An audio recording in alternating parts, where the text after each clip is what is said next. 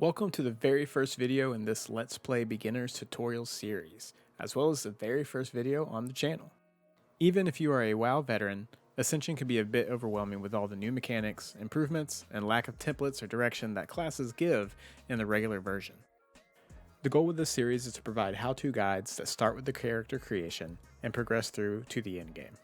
So whether you're brand new, a returning player, or even experienced, you can learn some tips and tricks while also enjoying the content of a playthrough. My name is Halen, and this is the Project Ascension Hub.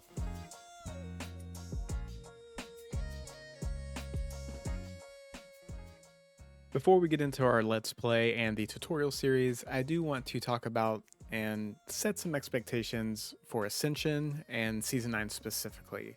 As many of you may know, Ascension plays much faster than regular classic WoW, but there are also challenge modes that you can enable from level 1 if you'd like to limit your experience gained or do something more difficult and completely ignore the rest of the game. Overall, I'd say Ascension plays much more like an ARPG, where gear is pretty much thrown at you and the majority of your character's power comes from your build and not its gear. That's not to say that all gear is given to you. There are still different levels of mythic dungeons, PvP, as well as raids that require you to actually go play those activities and get the higher level gear. But it will be very easy to get the lowest tier set from a raid or some simple pieces of epics for you to feel powerful as far as the gear slots go. With Season 9, the mechanic is Wildcard. This means you will not be able to pick your abilities or talents. Instead, you will roll the dice and get a random ability every 2 levels and a random talent every level. There is a skill card mechanic that allows you to guarantee up to 4 abilities and 6 talents. However, these cards have to be attained into your collection through finding them in the world or opening card packs, which we'll talk about later. To me, this is just another layer of character advancement and a mechanic to play. At level cap, you will gain a currency called Marks of Ascension, which allow you to buy rerolls and further refine your build. But when you're just starting out, you're going to have to be okay with RNGesus taking the wheel for a while and grinding to get the build that you want. For me, the wildcard system has been a roller coaster of emotions, with low points of 100 rerolls and getting nothing useful, but then you get that one ability or talent that spikes your power level or enables a crazy interaction that you didn't even think about. So overall, it's been very enjoyable for me. The other big thing I want to talk about is the cash store. First, I want to say that you cannot, I repeat, you cannot directly buy gear from the cash shop. However, you can buy items that you can in turn sell for gold, or even buy a currency that allows you to complete daily quests, which will then help you buy the ability and talent rerolls that I was talking about, which means you can then refine your build further. But the number of rerolls is capped. This cap increases every day as the season goes on, so players that don't pay real money can easily keep up with those players who are just swiping their cards to get the rerolls. There are also the convenience items, which can make a lot of players feel like they are behind or disadvantaged. Big ones are things like inventory items and special pets like the loot bot. I think these are mostly convenience and are all attainable from other players in game on the auction house or direct buying and selling. Even though I do spend money on the game, I bought many of my big items that I sync up every season through in-game gold. Alright, with that out of the way, let's get on to our Let's Play and tutorial series. Okay, here we are at the login screen, and I wanted to start here just in case, I don't know, the game started you somewhere else, you get confused with the server selection, but it's been very streamlined. So you should see this selection screen here, and you'll have a choice between Elune, which is the seasonal server, as you can see here, Season 9, and Area 52, which is a free pick server. So these two are here because these are the servers, or there will always be a seasonal server, and Area 52 is the eternal server. And it goes as far as content goes, it is as far as the devs have developed content. So through Burning Crusade, as you can see here, and it's up through the most recent raid that they've updated, because Ascension, they update their raids, they have different difficulties for them. Hey there, Future Halen here, jumping in to correct or clarify some things that real-time recording Halen may have said. When I say eternal here, I mean that whenever the season is over, the Area 52 server is where the seasonal characters will go. If you're one of those people who is wondering, is it worth it to play the seasonal server right now? I would say even if the seasonal server is ending soon, you know, I'd say more than a few weeks left in the season, it is worth it to start up the seasonal server, make a character, and enjoy it. In case it puts you on unlockable realms here, you'll see that there's 3. These you actually have to buy access to in the cash shop. So you have their Wrath of the Lich King alpha development. So if you just want to be ahead of the curve and know what's going on, you can, but we're probably still a ways away from this. And then you have the Conquest of Azeroth, which is yet another bundle that you have to buy in the store.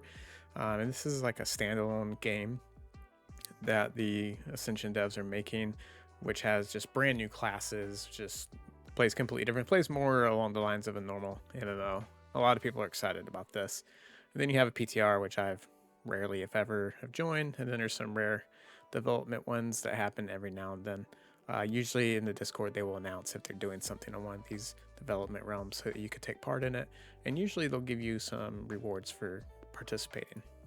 But we're going to jump back to the live section, click on Loon, which you'll see here. I already have my characters, my main, my bank alt, and the character I made for this series, which I've already actually created and logged in and started, but I'm going to re-record that now. So let's go ahead and log in. Okay, so another thing that you may have noticed is we're in Classic right now, but I was able to pick a TBC race, Draenei, and Draenei. I'm not sure what the stress is on that. And it put me in the Night Elf starting zone. And that's something that Ascension allows us to do because this season will progress into TBC. So we can go ahead and make our characters. But those areas are a part of TBC content and they're not open yet, but they will be once TBC launches. You also notice I have some add-ons loaded, which are kind of all over the place in terms of organization. So I'm going to fix a little bit of that. And these you can download directly on the launcher. At the top, you'll see that there's a tab for add-ons. And these add-ons are actually optimized for the Ascension client. So I recommend, especially for starters, to go ahead and download maybe a couple add-ons from there. Speaking of add-ons, if there is an add-on that you would like to use and it's not in the list of Ascension optimized add-ons on the launcher, then you can just go and find it online. What you'll need to know is that the game version is 3.3.5a, or a Wrath of the Lich King version. So if you look for add-ons for that version of WoW, you can download them from whichever source you'd like, and you'll have to go in and install them manually. And there's no guarantee that it will work or it will be very smooth. It also may make some pop-ups or bug error catches happen in the game, so just be aware of that. The only ones I really recommend are first Bagnon, which makes your bag into one window like this, as opposed to have to click it on multiple bags. And then the other would be something like Bartender, which allows you to control your bars and place them, make them more sleek, lower profile, eliminate the standard art bar and everything that's at the bottom.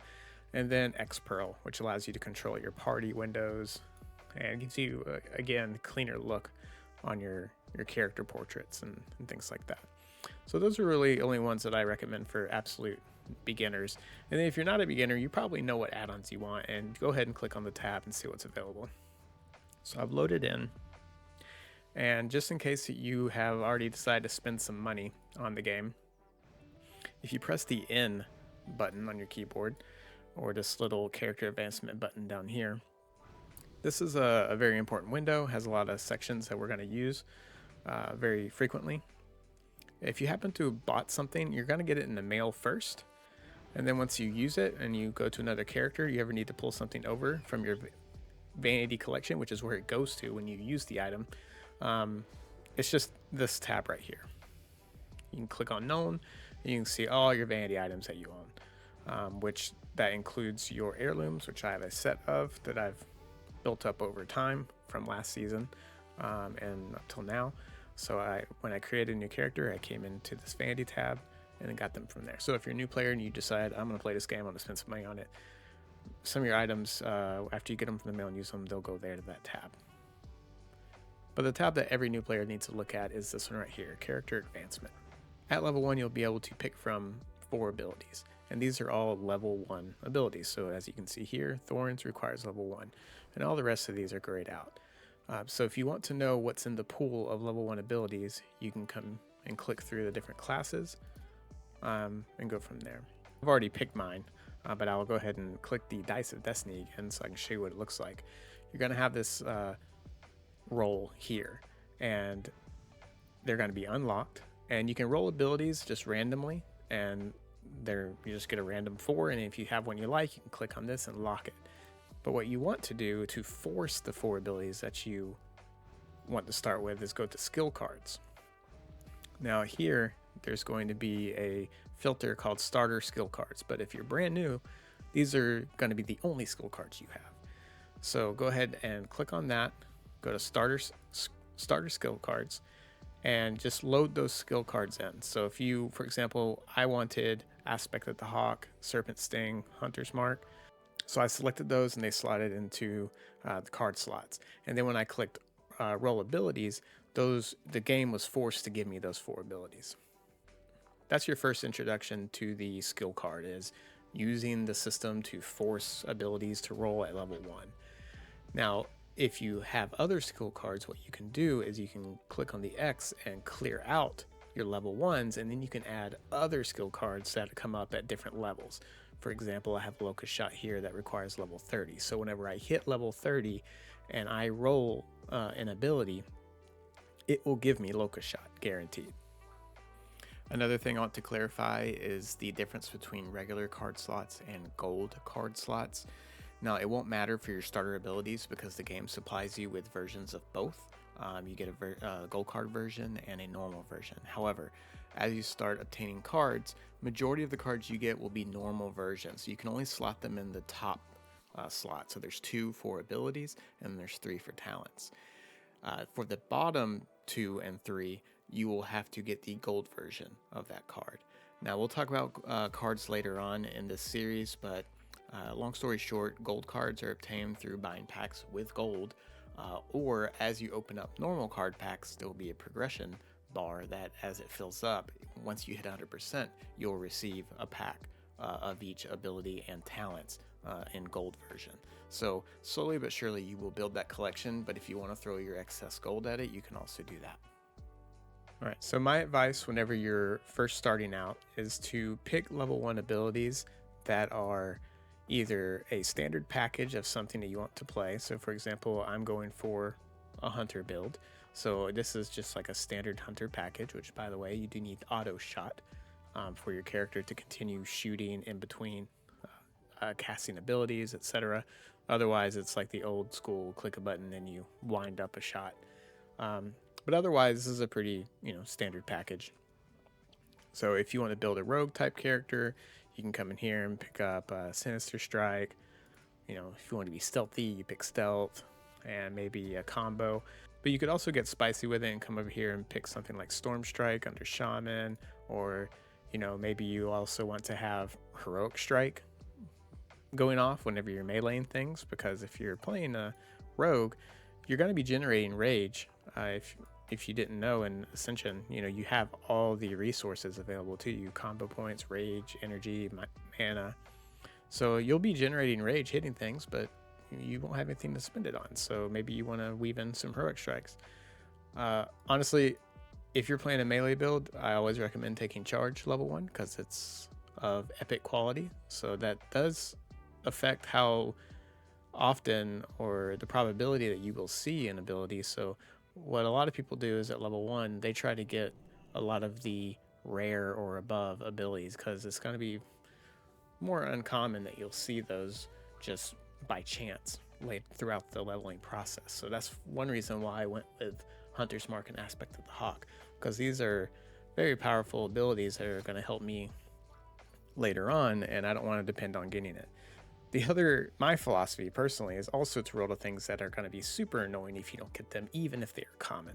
So Auto Shot and Serpent Sting, both common, but they're pretty key to my build, and I don't want to miss out on those. So pick something cohesive that's in one class and just create a base, or you can mix and match 2 different classes. I wouldn't get too crazy with it because first of all, if you're brand new, you may not know what synergies exist. So just pick 2 different abilities from 2 different classes that you really like, And chances are there will be some sort of synergy within the collection of talents that exists in Ascension. But as long as you have that flavor that you like, you'll hopefully be able to make something that's enjoyable and playable through to level 60 until you can build your collection of cards and then prestige and come back all over again and make something even better. And one big part of Ascension that is a very deep topic for a lot of players, new players, especially right now in Season 9, is the Mystic Enchant system. Reason being is because Season 9, they took this system and they broke it up. And now a lot of the things that used to be Mystic Enchants are now talents. So Mystic Enchants used to be what you see here on the screen. You had this interface where you could slot in these enchants onto your character. One of them could be legendary, 3 of them could be epic, and then the rest had to be rare and uncommon. This season, the only ones we can slot in like this are rare and uncommon.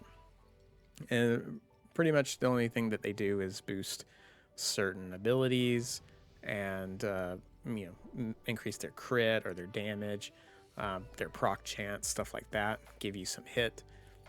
But most of them do not radically change the ability in any way. That's what the epic and legendaries would do.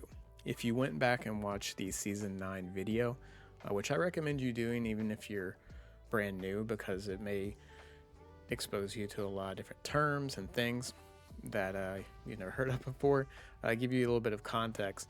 And you'll see in that video that they said they took the legendary enchants, which sort of just pigeonholed you into building your hero in a certain way, so it didn't really feel classless. It felt like you were just building a class.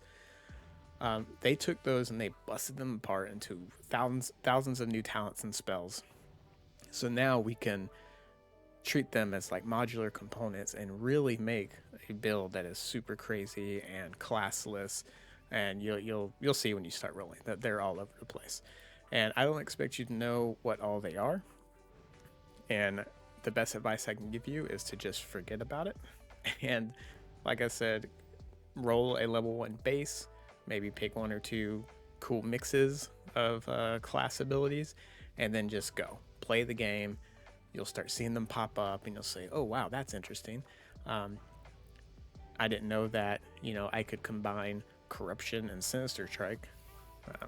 I'll go ahead and maybe give you an example right now. So if you search for Corruption here under your spells, it'll pop up all the different talents and abilities that interact with Corruption. And if I search Corruption, you'll see here's one called Pestilence. Your Sinister Strike and Gloom Blade cast spreads your corruption to enemies within 10 yards of the target. That's kind of cool. There's also one that's Hunter related. This one, a magical attack dealing 120% ranged weapon damage plus 44 as shadow. So the reason this shadow arrow ability popped up because I searched Corruption is because it uses Corruption modifiers. If you hold shift like it says there in blue, you'll see that text there. So this ability counts as Corruption. Same thing with my cards here. You see a Locust Shot. If I hold shift, it says this uses steady shot modifiers. So some abilities are reskinned versions of normal classic abilities. However, they're usually a little bit different to provide more interaction or synergy with your build. For example, Locust Shot, it does nature damage. So I can go all in on nature damage scaling and Locust Shot's going to benefit from it, as opposed to, normal steady shot, which is just 125% weapon damage. And it has that other clause there of 50 to snared targets, and this one's different. So if you're ever wondering, this ability, like, what is this? I've never heard of this before. Hold shift to see if there's any modifiers that it uses of different abilities that you do know. And that's also really important because sometimes there's really cool interactions that you didn't think about. So always check the modifiers and like what it actually counts as before you re-roll something, because it actually could be good for your build.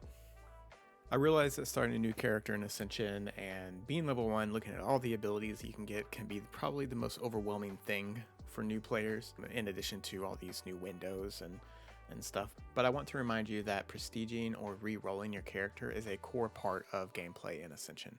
So don't feel like you're stuck, or don't be too paralyzed with making your first build. Just like I said, roll with it and see what comes during your first one, and remember that you can always roll it again later. All right, and that is it for part 1. I know it was a little slow, but I wanted to go ahead and answer a lot of the questions that I see very often in newcomer chat, and I think this is going to be a good foundation for you to just play the game and enjoy it until level 60, and then have enough information or enough knowledge to then re-roll it and make something even better. Make sure to subscribe below and comment, ask any questions you may have, and tune back in for part 2 and beyond to answer more of your questions and enjoy the Let's Play.